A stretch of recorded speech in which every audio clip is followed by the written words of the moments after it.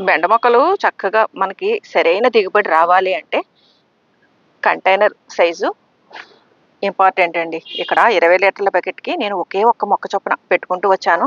ఆ ఆకులవి చూడండి ఎంత బలంగా వచ్చినాయో. ఆ కాయలు కూడా అంటే ఉదయమే హార్వెస్ట్ చేసేసాను. ప్రతి ఆకుకి కాయేనండి. ఇదిగోండి ఎలా వస్తున్నాయో. మనం ఎండ బాగా తగిలేలాగా చూడాలండి. సన్‌లైట్ చాలా ఇంపార్టెంటు. అలాగే వాటరింగ్ కూడా మనం రెగ్యులర్‌గా అంటే మరీ నీళ్ళెళ్ళిపోయేలాగా కాకుండా అండి, ఆ మొక్క చక్కగా మట్టి తేమ ఉండేలాగా చూసుకొనండి. ఇదిగోండి ఇక డ్రై అయిపోయింది కదా!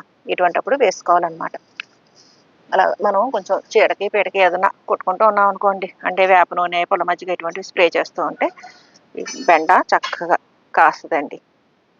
అలాగే మట్టి మిశ్రమం కూడా మేము కిచెన్ వేస్ట్ కంపోస్ట్ ఉపయోగిస్తామనమాట. దానివల్ల మాకు ప్రత్యేకంగా వేరే ఎరువులవి కొనుక్కోవాల్సిన అవసరం ఉండదు. మొక్కలు కూడా హెల్తీగా పెరిగండి మంచి దిగుబడినిస్తాయి. సెకండ్ ఫ్లోర్ టెర్రస్ గార్డెన్‌లో ఉన్న బెండ మొక్కలు. ఈ బెండ మొక్కలన్నీ కూడా మేము నారు కింద వేసుకున్నాకండి రీపాట్ చేసామనమాట. ఆ నారు కూడా నేను షార్ట్ వీడియోలో చూపించానండి.